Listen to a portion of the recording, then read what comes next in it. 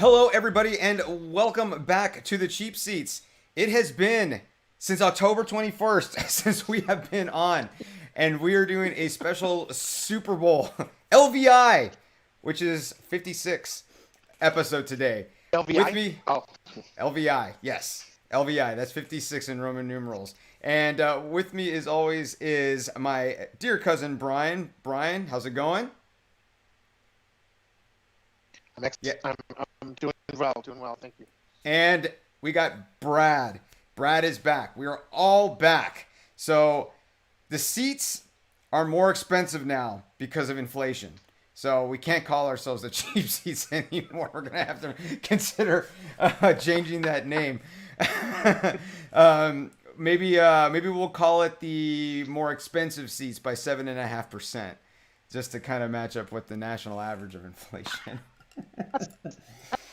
That's a long name for a podcast. I don't know. But It's, you know what? Nobody else will have it. that's So a bit of a stretch right there. yeah, but nobody else will have it. So it'll be ours. So guys, welcome back. It's good to do this again. I'm really glad we were able to kind of take a break from everything that we're doing and chat a little Super Bowl, a little NFL recap, talk about what's going on so far in the NFL because there's been kind of a lot. Um, and the NBA season is kind of Yep. boring to me right now, but I mean, it's going to be the All Star break, so guys, welcome. So what do we think right now? And we'll just start it off here, and we'll just do this. What do you guys think about this Super Bowl and who's going to win? Brad, you go first. My just kind of analyze this game and give my opinion on it is in order for the Bengals to win, Joe Burrow is going to have to do his best Tom Brady impression, meaning that before the ball is ever snapped, he knows exactly where he's going with the football and exactly where it should go because that Rams defensive line against the Bengals offensive line is such a huge mismatch. So I think the Rams are going to win, and I think it's going to be more than 3 points because I don't think that Joe's going to have enough time to get out there and find his targets consistently throughout the game. So I'm picking the Rams. All right. Okay. So Brad's got the Rams. Brian, what do you think? Well, I do believe Brad's assessment is on point. It's very difficult to pick against that Rams front seven, and then on top of the Rams front seven, you got Matt Stafford, and then you got Odell Beckham Jr. It's basically David versus Goliath, and the the only thing I can really say is, David had the pebble for a reason, right? So I'm compelled to go with with with the pebble. I'm going to go with the Bengals, and even against those insurmountable odds, there's something about Joe Burrow. There's just something about this kid, and as cocky as he is one little cocky son of a gun, right?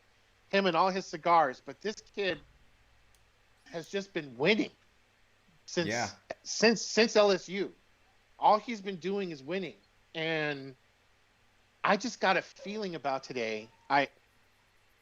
It should be a blowout for LA, no question. LA should kill him, no, unquestionable. But I just got a feeling about this kid. I think the game's going to be tight, and I think it's going to be tight all the way down.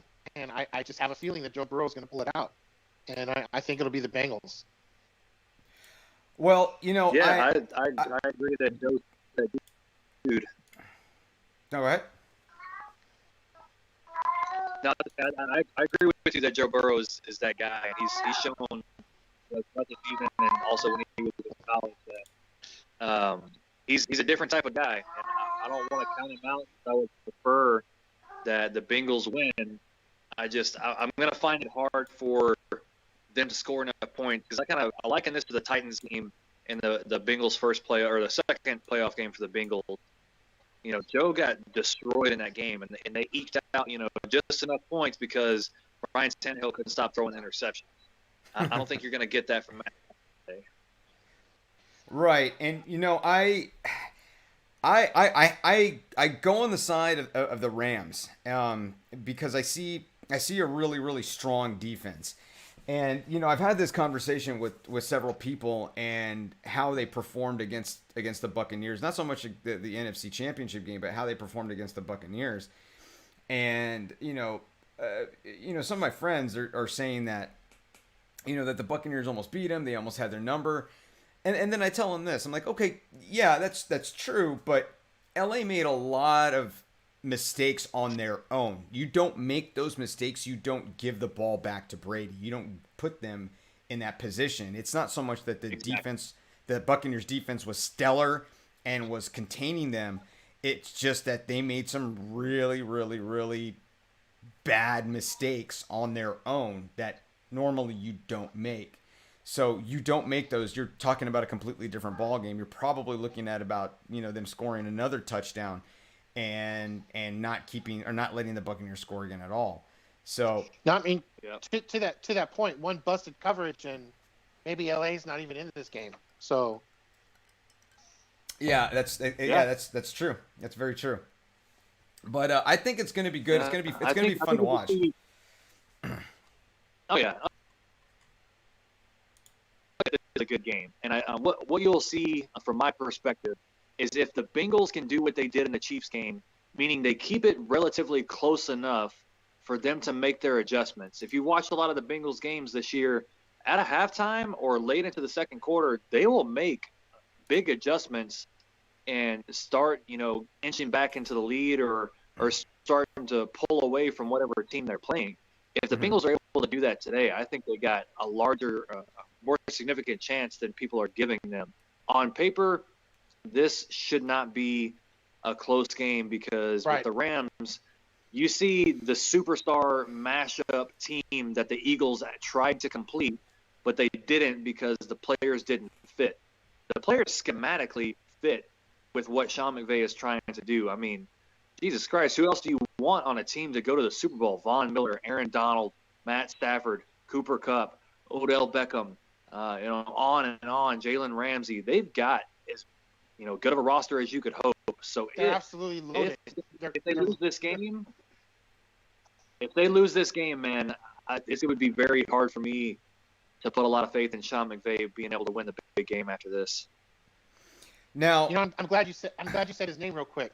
Let's fast forward and let's say the Rams win.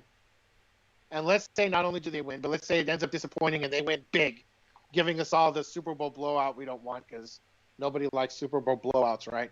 But I mean, let's say they go out and let's say they absolutely just crush Cincinnati. Do you think McVay goes ahead and takes the whole Western movie Shane approach and goes into the sunset early? There's been some talk that he's mulling over his future right now. Really? Yeah, I saw that. Mm-hmm. I saw I that. was kind of surprised by it. I mean, this early in a career, but I mean, yeah, I was too. But the reasons that were put into the article, I thought were pretty valid. Like he wants to have a family, he wants to have kids. He wants to be present for his family. So I understand that aspect of it. I think that he kind of came out and tried to push that away and said that regardless of the outcome, that he's going to coach at least next year. He didn't say that word for word, but he came out and said, no, I have no plans, to go into broadcasting or do anything other than coach this team right now. So maybe that is the goal within a year or two, especially, he's getting married this off season. If they end up, getting pregnant and ready to have a kid, maybe, next season is his last. I mean, at least for a little while. It's one of those things you really do. I mean, because coaching football now, it's not, I mean, there is no off season anymore. You maybe get like a couple weeks when the season's over, but after that, you are full on into draft mode and then getting ready for camp mode, and then there's spring workouts. I mean, it's a year round on just constant. There's no break. You don't get a break. Well, who's to blame? Who's to blame for this sudden larger interest in going into broadcasting? It's Tony Romo. It's Tony Romo and the contract that he has Yeah, right now. he got a nice so chunk much of money. change from CBS, didn't he? Exactly. So, Jason, from your perspective, what do you think about all this? If these coaches are getting, offers from CBS, Fox, Amazon, etc., like the NFL is making money hand over fist with these broadcast networks. If these coaches are getting these offers and they're going to be making, maybe 1.5 times to double what they're making as a head coach, and they have less stress and less workload to deal with, maybe some of these guys think it's a no-brainer and they start bouncing to coaching. To broadcasting. What do you think? Well, yeah, I mean, it's, financially, you look at it as, I can, still maintain a standard of living, and be less stressed and worrying about being fired in the middle of the season if I don't go, if I'm not, on a 6-game winning streak. But look at the other things that these coaches can do. It's not that they're just going to go on and be an analyst for CBS, NBC, or Fox Sports. What they're going to do is they're going to have their own radio show. They're going to have their podcasts, and they're going to make guest appearances on different shows. So they're going to have all of these different types of, revenue streams, So financially, yeah, it'd be great because now they can offer their analysis everywhere and anywhere, and they can get paid by, multiple media outlets, especially if they run their own podcast and they can have their own sponsors. So think about it. If you're, let's say that you're fairly successful as a coach early in your life and career, right? Like, like Sean McVay, this is going to be his second Super Bowl. Let's say he wins this game already, and then he decides not to be a head coach anymore, but still is involved in football. He can be a consultant. He can go on to broadcasting, and he can do all these different things, and it's less stress. But in order for a coach to do that, they have to demonstrate a certain level of success, in their career. So John Madden, how many Super Bowls did he win? One. He won one Super Bowl. Yeah, he won one. He won one, but he was at, I think, 3 AFC Championship games. Right. Mm-hmm. Right. And one of which he doesn't want to talk about. Exactly. So he's won one. He won one Super Bowl, and he built an entire empire of video games based on that alone.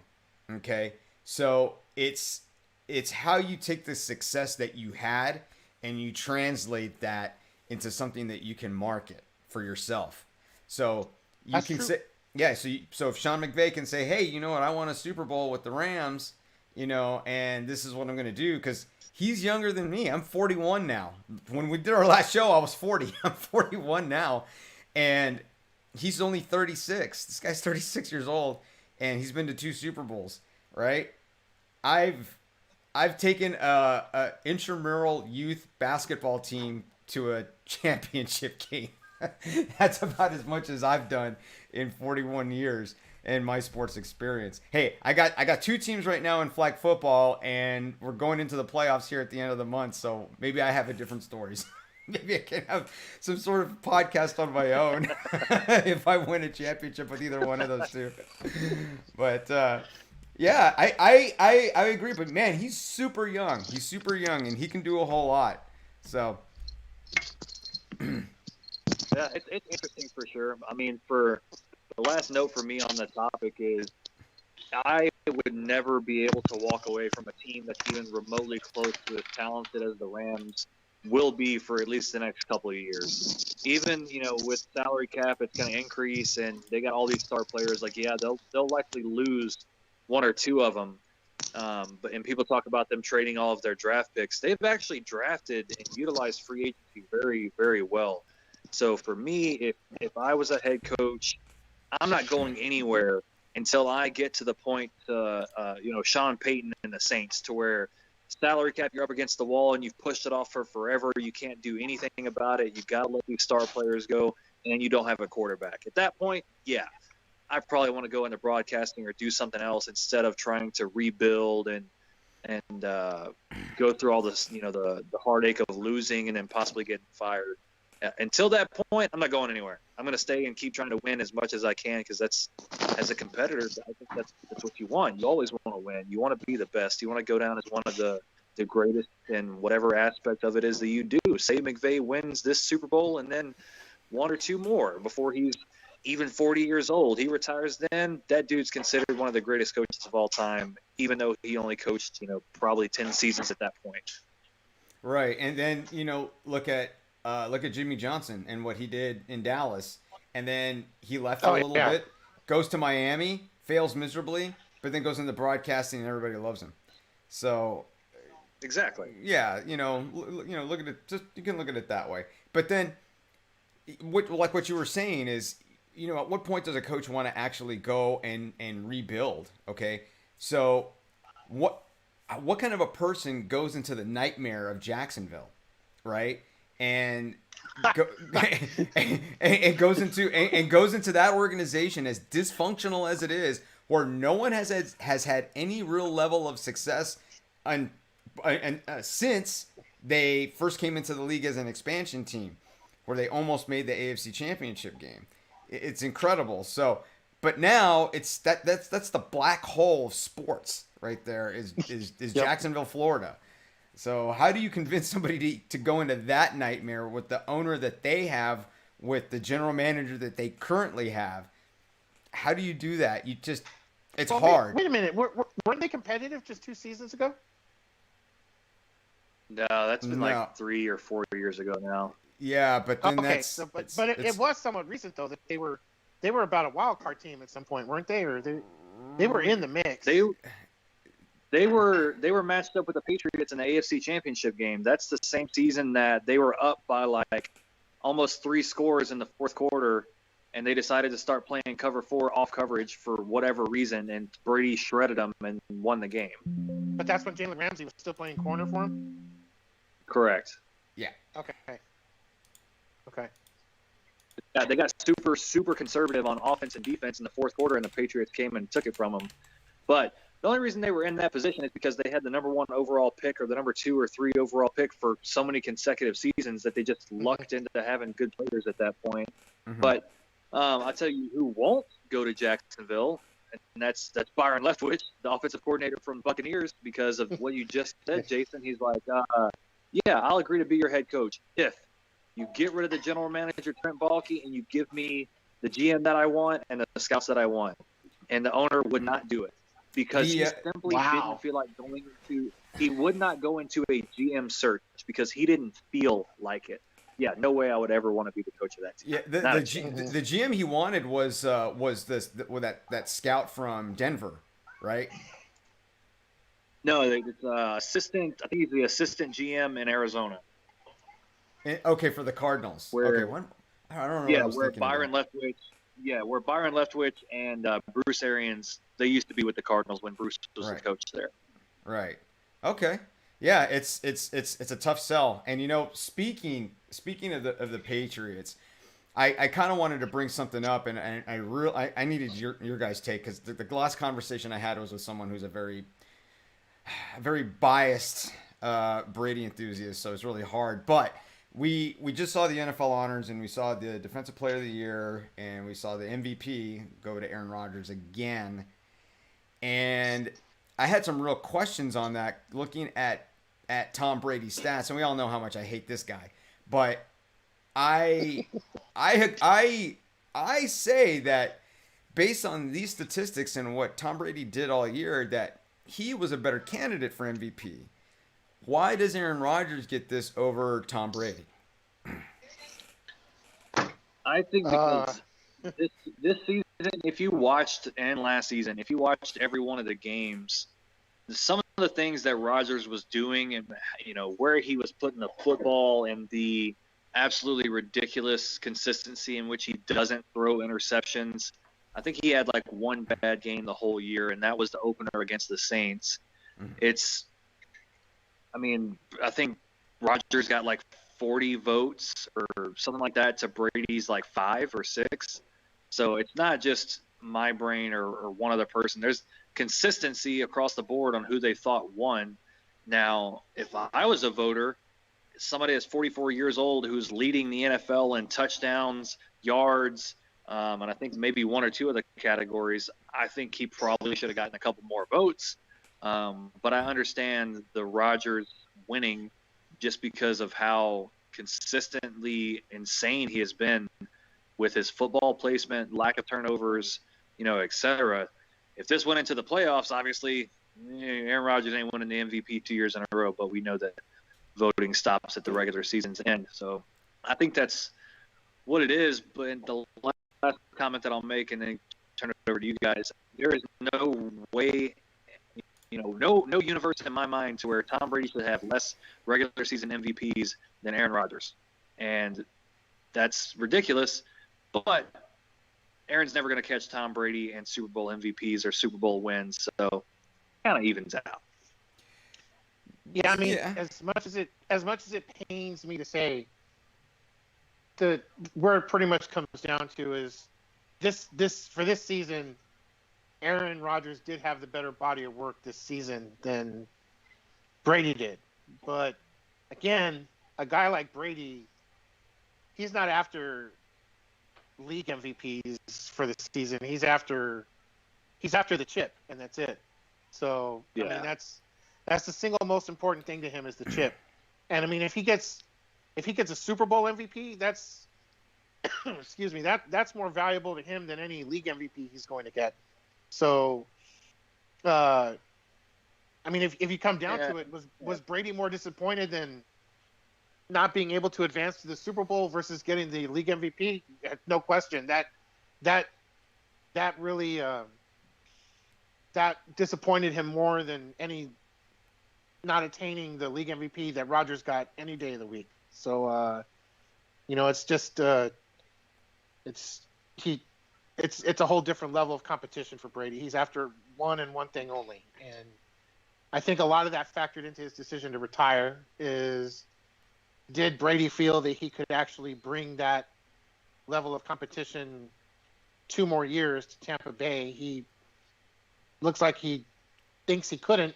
So that, along with family reasons, he decided to hang him up. But his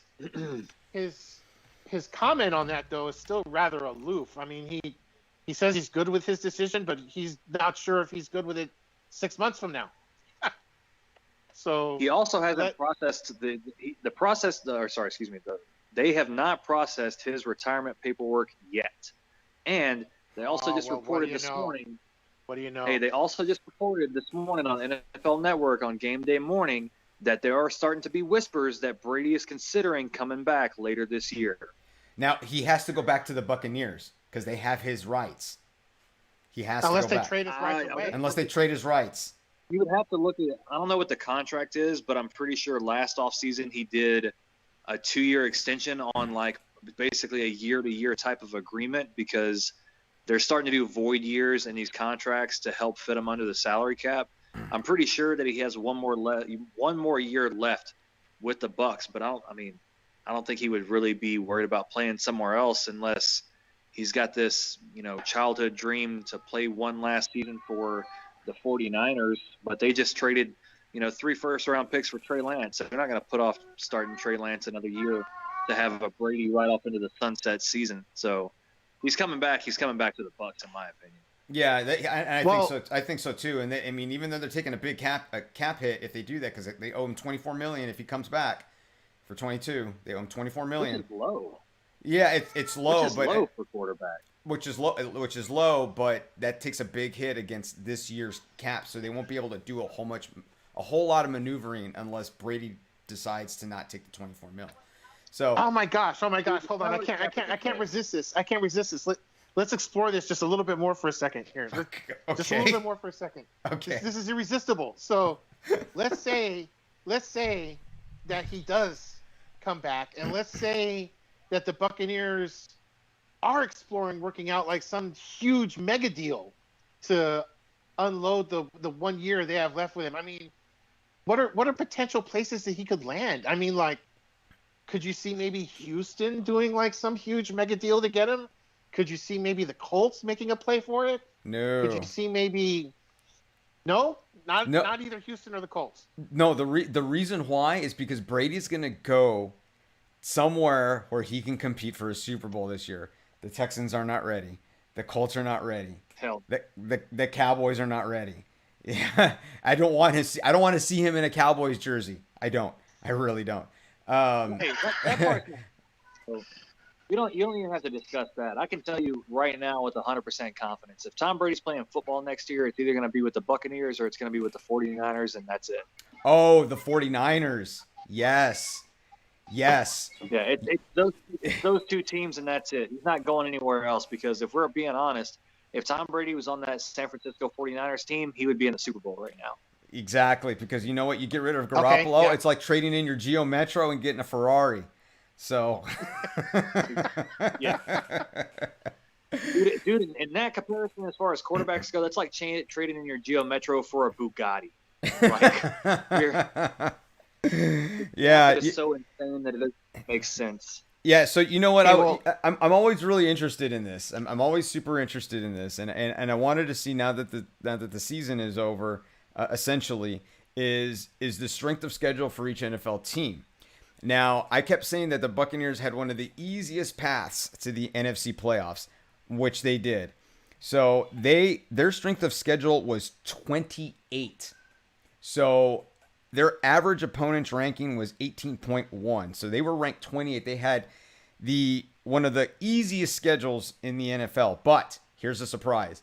Who had the easiest schedule this year was the Cincinnati Bengals. The Bengals had the easiest schedule this year against opponents. They beat the Chiefs twice and the Titans in the playoffs. Yeah, but Yeah, that's why you have playoffs. Yeah, and that's why you have playoffs is because you're definitely having the best against the best. That's why you do it. But it was just surprising to me that they had the easiest schedule. You want to talk about playoffs? Who was that? Yeah, I understand. I understand that whole strength of schedule thing. My only takeaway is going to be I'm not going to discredit anything that the Bengals did because they demolished the Steelers, they demolished the Ravens, they beat the Chiefs. The last like 3 or 4 weeks of the season where it was all the chips are on the table. If you lose even one of these games, you're out of the playoffs. And Joe Burrow went out and dominated. That whole team stepped up. So I'm not going to take anything away from them. But I like that you're using the strength of schedule after the season. Mm-hmm. I absolutely despise when people bring that up before the season starts and they're like, oh, well, this team has the easiest strength of schedule. I'm like, no, you have no idea what their strength of schedule is going to be. And here's my reason why. What were the Bengals' record last year? They were like 4-12. What are they this year? They're in the Super Bowl. Don't give me the strength of schedule before the season because you have no idea what these teams are going to be like until the season goes along. So just go ahead and get rid of that thought process, please. Well, just so you know, the Washington Cobra Commanders had the hardest schedule. They had the most difficult schedule in the NFL this year. So I'm Joe. Sorry, but I'm always going to be of the position that's just the coolest thing ever. Watching all the Cobra Commander get-ups for the Washington Commanders. If that keeps up, I'm all in. I'm sorry. I've been a G.I. Joe guy since I was 8 years old, and it's not going away. And that is just the single coolest effing thing I've seen in football ever. It's just looking at Cobra Commander on an NFL team's name. That'd be just awesome. Well, San Antonio used to have a football team called the Commanders too, for a year. Well, no, a year. Everyone down here has been saying that's where Washington got it. Was the San Antonio Commanders. So yeah, I'm cool with that name. I like it. I'm all about it. I would totally rock a Cobra Commander. I wouldn't wear a Washington shirt or anything with the logo. Oh, I would. I would. I'm telling you right now. I'm down with they make that. shirts or hats or anything. I'm doing it. So I'm doing it. I will turn in my Cowboy fan card to get that stuff. I will do it. And and at this point, it's a really easy thing to do to turn in that fan card. I'm wearing this shirt just because I don't know why I'm wearing this shirt. I'm just wearing it. Well, I was going to bring up the elephant in the room since you had the shirt on. I mean, they've given $90 million to Zeke. They've given $40 million to Dak Prescott. They've given a chunk of change to Amari Cooper. What else is there left to be done? I mean, Where do they go from here? I mean, spend all your money. Here's the thing, Brian. This is what I believe is going on with the Cowboys right now. The Dallas Cowboys had a plethora of talent. All right, I mean an incredible amount of talent. They were. That joke never gets old. It never does.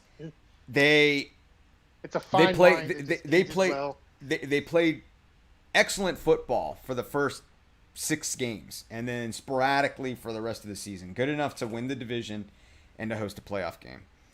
What they didn't do in that playoff game was execute. They had so many errors that killed them, right? Things that you can avoid. Stupid penalties. And not even one pass interference call the entire game on both sides of the ball. So when you have that kind of a problem, right, where you have players that are undisciplined and are unable to execute at that level, you have to really question what the coaching staff is prioritizing. Okay, so are they going into practice and are they looking at plays? Are they scouting teams and are they playing against those teams while focusing on these small things that can prevent you from losing yards, making a third and manageable, a third and long, all these small little things in football, these little nuances that will kill you. And that's what happened. The Cowboys were killed because they killed themselves. And if I'm being biased on this, forgive me, but this is how I am. I really do believe that the Cowboys were the better football team on the field. However, they did not act like it, and they did not display that. So that's why we had the result that we did. Now, do I think that Mike McCarthy and Kellen Moore are the answer? No, I don't. I don't think that they are. I think that you need to go out and do what some of these other football teams are doing. Go with someone a little bit younger. I'm not saying you have to go with someone that's in their 30s, but you go with someone that knows what it takes to really win in this league right now, or what it really takes to win in football, period. Mike McCarthy won a Super Bowl, and then he got canned by the Packers for not being able to continue. So I worry about that, and I worry about what he talks about during his interviews and the Cowboys Live that they do before the games. I don't think that he's 100% all the way in. So you need to get a coach that will come in and say, hey, you know what? This is the Dallas freaking Cowboys. This is America's team. And they have not had the level of success that we're expecting them to have since 1995. How do we get back there? I got the pieces, right? Now how do I put the puzzle together? Bring in Deion Sanders. That's what I say. Well, and I'm gonna throw something out there for our statistician Brad, but I'm gonna throw it out there. One of the things you talked about was having 6 strong games out of the gate. Well, they had 6 strong games out of the gate, but one thing that they was 6-0 in their division, and how could you not possibly be 6-0 in that division with New York, Washington, and Philly, right? You're going to be 6-0 in that division if you're Dallas. Now, Brad, they were 6-0 in the division. What were they outside the division? I don't have the number in front of me off the top of my head, but I know against the AFC West, I think they lost all those games except for the Chargers, so that would be 1-3. And they lost against Arizona, right? Mm-hmm. Yep, so that's 1-4. Who else? So, they beat the Patriots, so not that game. Is that it? Is it 1-4 or is it 1-5? Because I think I'm missing one. Either way, though, we are probably missing one. But either way, the bottom line is, outside of the NFC least, they didn't do the job, right? When it came down to it, outside of the mediocre competition within their division, when it came to playoff competition, they were subpar. So there you have it. I mean, it's been this way for like the last 2 seasons. They'll take care of business against everyone that's beneath their competition level, and then you get to competition that's either playoff competitive or better, and they don't bring the W. So once you get to the playoffs, that's not a good recipe for anything, pretty much. No. Yeah. No. I'll break this thing down pretty handily. So we talk about those first 5 games, right? What was going on in those first 5 games that was making them successful? Number one, defense was better than last year because they were creating turnovers. But the main thing that was happening in the first 5 games didn't happen for the rest of the season was that Ezekiel Elliott was averaging over 90 yards rushing per game, running the football very well for a couple of reasons. First, Blake Jarwin was healthy at 10, and he was helping steal the edges. Second reason is they were using a lot of combination blocks, meaning 2 offensive linemen on 1 defensive lineman to have an advantage running the football. Once Blake Jarwin got hurt, for whatever reason, Kellen Moore and the offensive staff decided to stop using those combo blocks, and they had to change because of a personnel issue. The answers that they came up with were obviously not good ones, in conjunction with Ezekiel Elliott injuring his knee, and for whatever reason, the Cowboys not sidelining him for weeks until he was able to get healthy. I don't care how much you're paying him or how much he says I can play through the pain. The dude averaged like 40 or 50 yards rushing for like the next 4 to 6, 7 weeks or something crazy. Like, he was not good, period. And why? And Pollard why was showing you that he could run. Go ahead. right, yeah. Why rush to bring Zeke back when you have Tony Pollard running so well? Well, and not only that, why are you rushing? I hate to say it, but we're not going to have Tony Pollard much longer. No, he's going to go somewhere. That's a different discussion. We'll keep this simple. Is if you have somebody else who can effectively run the ball and you are not, 500 or you're close to or you're already having a losing record, you don't need Zeke out there. You were 6-0 at that point to when the Broncos came in and mashed your faces in because you got a little bit cocky and you couldn't run the football against them. And that's the game where Dak started having issues. I think that was right after the Patriots game where he had the ankle problem. So there's a myriad of issues, and that's just like actual on-the-field personnel that I have issues with. The next thing that I'll move to, they were one of the most penalized teams in the NFL for the entire season, consistently week in and week out. Yep. What does that stem from? That stems from not having teachers. I'm not talking about coaches that can teach, that can just explain the game coaching. Hey, this is how the intricate details of teaching, explaining why and how to get in the minute details to make sure the players know how not to execute the penalties or how to actually execute the game plan in a manner to where they don't get the penalties called upon them. Everybody has things to say about Bill Belichick. His teams are consistently disciplined and not heavily penalized. Why? Because they know how to teach the players down to the minute detail, and also probably because he'll eat their freaking lunch if they don't listen. I don't know if anybody's over there in Dallas with that heavy hand being that disciplined and making them do what needs to be done. If they're not, and they're the same penalized team next year, you're going to see throughout the team, offense, defense, special teams, the discipline issues. Those wrapped in with my last point. I don't know who that guy on the Dallas Cowboys who has the killer instinct on the offensive side of the ball. I think Micah Parsons is your guy on defense who has that killer instinct that comes in the clutch that can help you win the games. I don't know if Dak Prescott is that guy. He's not Troy Aikman, who would rather die than let you get a competitive edge over him.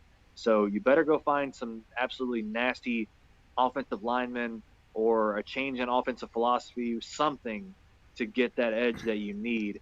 Otherwise, I don't see Dallas going anywhere else. There's a lot of issues. Can they be fixed? Yeah, they could almost all be fixed this offseason because you don't need that many players. You got a really talented team. You got to fix the small stuff. Hey, that's well said. Very much agree. And I completely agree. And coming into that, though, here's the thing, though. Here's the thing with this. Going to find role players and going to find guys to put in role situations in order to kick the tires and the other players, you're going to need some cash. And whether you can find dudes that are, economically viable or whatnot, it's going to be difficult now because you've already gone and spent a ton of money on 3 guys already. Amari Cooper, Dak Prescott, and Zeke are pulling a ton of your cap space now. And as I was saying a second ago, like it or not, but guys that are talented backups, Tony Pollard, he's gone. Michael Gallup, he's gone. These guys are not going to be on the roster next year. Randall Godfrey, he may not be on the roster next year. So you're going to have to find ways to fill those areas too, because if Zeke, Dak, or Amari go down, you're not going to have Pollard or you're not going to have Gallup to come in and take, Cooper Rush, he'll probably be there. But, I mean, is Cooper Rush going to win more than 3 games, 4 games? I mean, he did well against Minnesota, but I don't know if he's somebody in there that you need for a 6 to 7 game stretch long haul. I don't know if that you're going to have to go and get some cap space to go get these guys and, get lucky in the draft. But, I mean, to me, it's just a crying shame that this might have been Dallas's best shot to go deep into the playoffs with the core group that they have, because that core group is going to look out. That core group outside of Dak, outside of Amari, and outside of Zeke is going to look different next year. Very, very different. So yep. that's great insight, and this is what I really missed from the show. Being absent and away for so long, but we'll be more consistent now. But one last thing I want to talk about, and we've been on for a little while, and this was a great show back, is is the Brian Flores situation. Being down here in Miami locally, and not caring really what happens to other teams other than the Cowboys. This is really surprising to me because, this was Brian Flores' 3rd season as the Dolphins head coach. This was his 2nd winning season. His 1st season he was 5-11, and what is going on? Catwoman back there? There's a few yeah. All right. Yeah, basically, yeah. That's okay. I got gotcha. another word. Hey, Jason. Sorry about that. What's up, Brad? Hey, I don't mean to jump in front of you, but I'm gonna say my comment with the Brian Flores thing, and Yeah. I gotta run, buddy. But Yeah. them firing Brian Flores in the first place is because the owner and general manager thought, this guy's too brash, he's having communication issues, etc. I don't know how much of that is true. Just because it seems like they were just looking for an excuse to get rid of the guy, and I think it stems from his relationship with Tua. I do know that part is true and that he had a very poor relationship with Tua, so maybe that's the reason they wanted to get rid of him. I've heard from some guys that I follow out in Denver that the story that he made up about the Broncos showing up to his interview, hungover and looking terrible, was actually fabricated. So that leads me to wonder what else in their report is not entirely accurate. I do think the larger point is true, right? Like, we can just look at the numbers and know that there's a problem in the NFL with diversity in the head coaches and their hiring processes at large. Like, that's an accurate thing. He's got a lot of ground to stand on there, and that whole lawsuit is going to depend on how much weight, the Belichick text messages show, and kind of what else goes on into, discovery and things like that if it ends up going to trial. So I think that Brian Flores didn't get the Houston Texans coaching job because he filed that lawsuit. I think that was their plan. As soon as he got fired from Miami, that they were going to bring him in as coach. And then he filed the lawsuit, and they were going to turn to Josh McCown, and then they realized that they were going to get destroyed by the fan base and everybody else as they did that. And they ended up going with Lovie Smith, which still only brings you to 2 African-American coaches throughout the entire league that's predominantly played by African-American individuals. And I think that Lovie Smith had a great answer to fix or to help start fixing the problem. There needs to be more candidates and quality control, coordinator positions, etc., so that there's just more to choose from and their head coaching opportunities. So I think there's something to be said for all that type of stuff. I don't think that Flores should have gotten fired, and I think the league's going to have quite the battle on their hands because he doesn't seem like the type of dude who's going to let it go. He's willing to throw away his coaching career to try to make a change. So more power to him. Hopefully there's some more steps taken outside of the sham Rooney Rule interviews, and the NFL is able to do a better job. But I hope you guys have a great day watching the game, and everybody else that had a chance to watch this video. Hope you're all doing well, and that we get an entertaining game. I got to run, guys, but I appreciate your time. All right, All right, Brad. thanks, Brad. We'll close out. We'll talk to you later, man. Have a good day. Yes, sir. Later.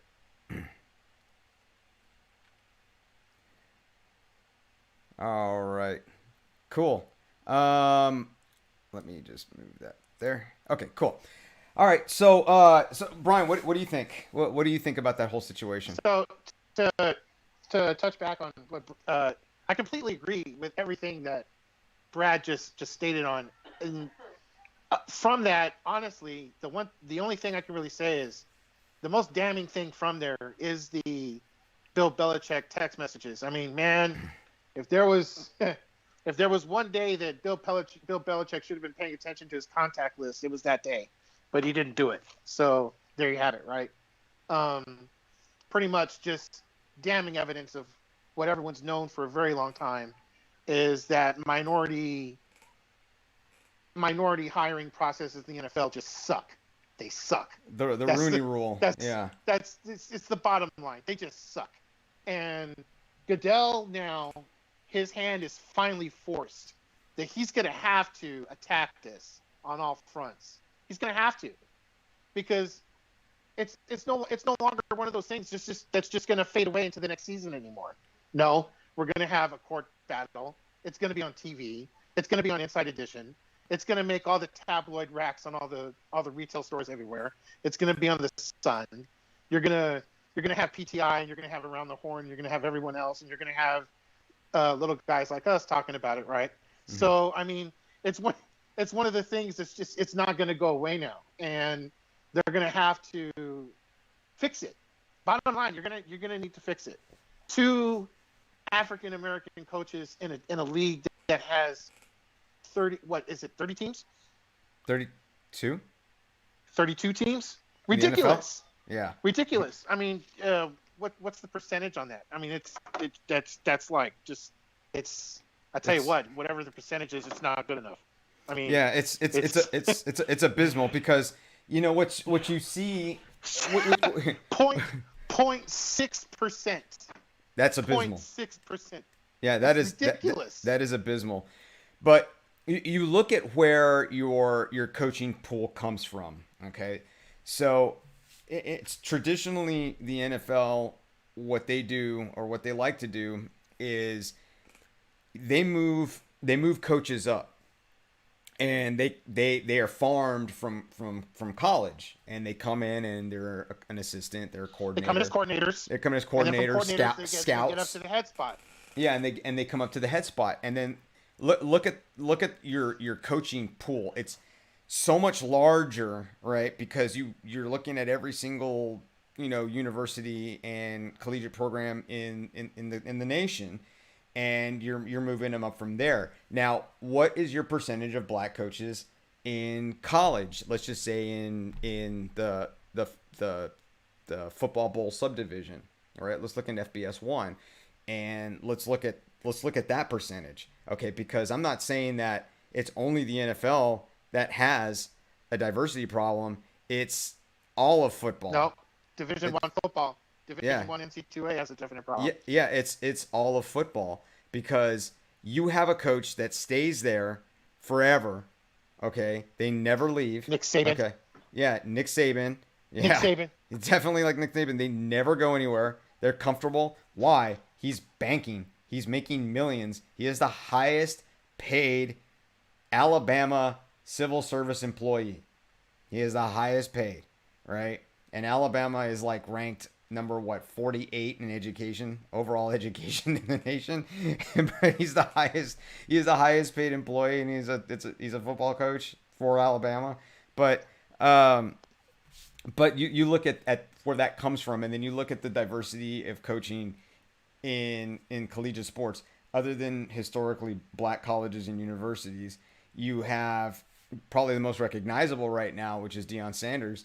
And I keep saying this all the time, but I mean, I say this for reasons, and I say the one reason is that Deion knows the game. He is able to attract high-profile candidates that are not candidates. I'm sorry, high-profile recruits from the nation because he's Deion Sanders. He's Deion freaking Sanders. All right, he has charm, charisma, and he knows how to speak to people. Now you want that. Now, I think that school. What was the name of it? God, I should know this. The name of the school he coaches for. Oh, he's in Central Florida. Is right? it Central Florida? No, well, he's with a historical. Right. But is it Central Florida? Hold on. Now you got me wondering. I'm looking it up right now because you just piqued my curiosity. No, it's Jackson State. So he's with Jackson State. Jackson State. Okay. Yeah, so he's with Jackson State, and I got to tell you, Jackson State is the most fortunate and lucky university football program out there because they have him. And, they're not going to let him go easy. And, something big would have to come around to take him away. But you bring someone, like him and of his caliber. It has nothing to do with him being black. Has nothing to do with it. It's just him. But there are many, many, many, many other people like him that should coach. Because it's not just about teaching, like Brad was saying. It's not just about knowing the game and coming up with a great game plan. It's, having that ability to inspire your players and inspire other coordinators and attract good coordinators to come in and run your offense, run your defense, because a smart man will hire people smarter than them. You know that. And he could attract all those things. That is why a head coaching position in the NFL, it's a lot of work, but it's ceremonial too, because it's like, who can you attract? Who can you attract to come and work in that organization to make it a total and complete and dominating team? He's one of those guys, and there's many like him, and they're just not going for him, and I don't know why, because they can do it. They can win you titles. They can win you championships. They can make you a great program, professionally or collegiate. Well said. So, but with that, Brian, I think we'll close out. I'm gonna prepare for the game. I'm gonna go watch it downtown or in Brickell tonight. I hope you and Anna enjoy it. I can't wait to get back on more consistently, and I cannot wait for us to do another All Bets Are Off episode. I know your friends are asking. I got my friends asking. We have Obi-Wan coming up. We have Book of Boba Fett to talk about. We have the closeout of The Mandalorian from last. We have so much to talk about, which is great, because then we'll just have like a really long show and we'll never be able to shut up. So, yeah, that works for me. All right, man. So, hey, you go ahead and I opened us up. You go ahead and close this out, and I will say, hey guys, thanks for watching. We'll be back on more consistently. I hope everybody really enjoys the Super Bowl. This is the culmination of an incredible sport that we all love, and that we all were at some point a part of in our lives. And so we hope you enjoy it, man. Go ahead and close us out, Brian. All right. Again, just coming off of what my esteemed cousin has said, thanks for sharing your Super Bowl with us today. And don't forget, we are the cheap seats where the content isn't cheap, just the seats. All right. Goodbye, everybody.